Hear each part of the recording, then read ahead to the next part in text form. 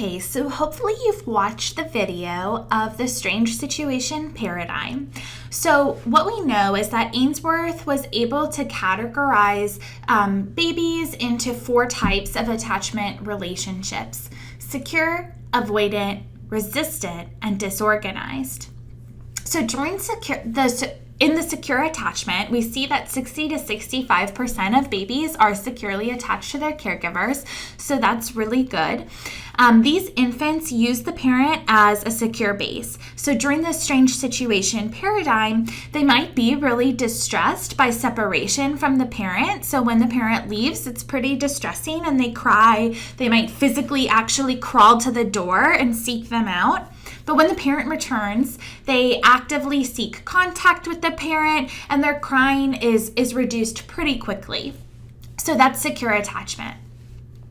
Avoidant attachment is next. This is about 20% of babies. So these infants usually really are not distressed when the parent leaves the room. They respond to the stranger in the room in much the same way as to the parent. When the parent comes back, they're pretty unresponsive to the parent. So what you'll see is that the child will distract themselves or ignore the parent's attempts to engage with the child. So kids with avoidant attachment, that indicates that the parents have typically been rejecting of their child in times of need. Next is resistant attachment. So this is about 10 to 15% of all babies. And these infants remain close to the parent before departure. When the parent leaves, they're usually distressed. But when the parent comes back, they're actually seemingly really angry with the parent or resistive during reunion. So these parents, they've typically been inconsistent in meeting their child's needs. And then last is disorganized attachment. And this is the absolute worst type of attachment relationship that a child could have. So this is about 5 to 10% of infants.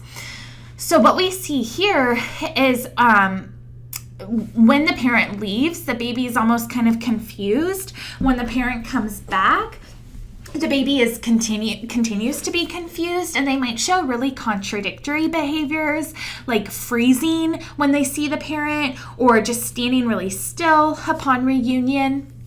The reason for this, you guys, is that these children, it kind of indicates that they're frightened by their parent.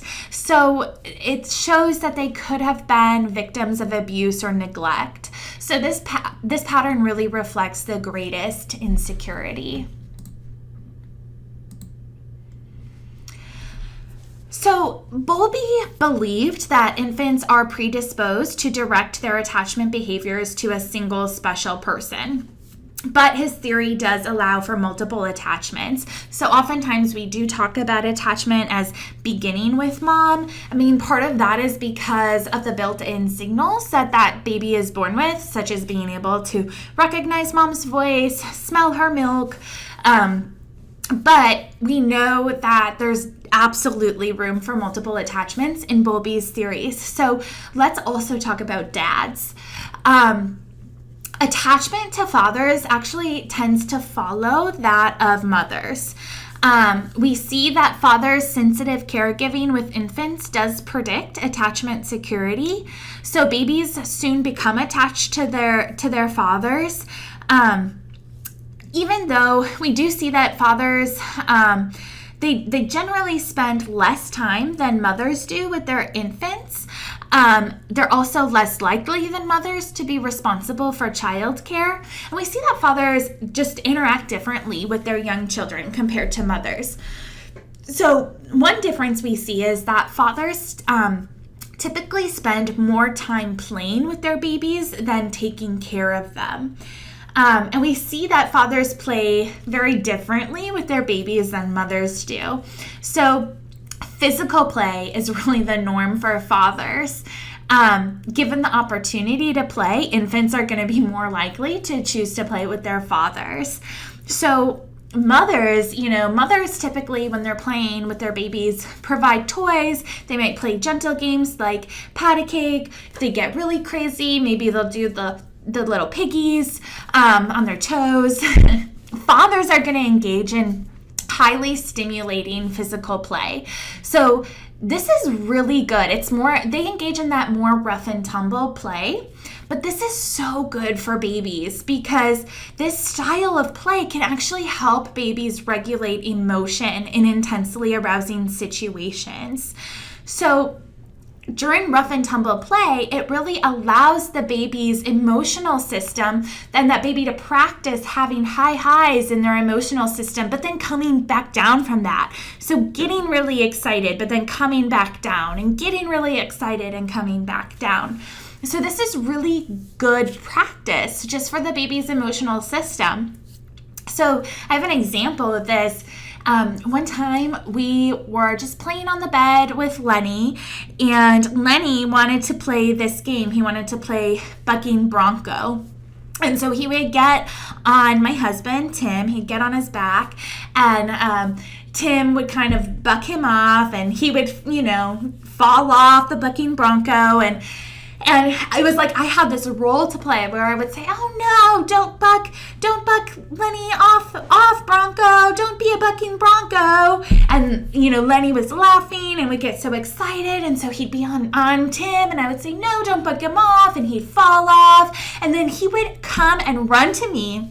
He would sit in my lap for just a second, take a deep breath, and then go back onto Bucking Bronco. So you could really see him practicing really this regulation. So mothers are more often to read to their children and talk with them compared to fathers. So what we see is that children do tend to seek out their fathers for a playmate, whereas mothers are preferred more for comfort. Recent surveys indicate that U.S. fathers under age 29 devote about 85% as much time to children as mothers do. And this is, even though it's not 100%, it's nearly double the hours that young fathers reported 3 decades ago. So things are starting to shift. In studies in many societies and ethnic groups, fathers' affectionate care of young children predicted later cognitive, emotional, and social competence just as strongly as mothers' warmth did. So basically, the rule of thumb here is that the more secure attachments you have, the better.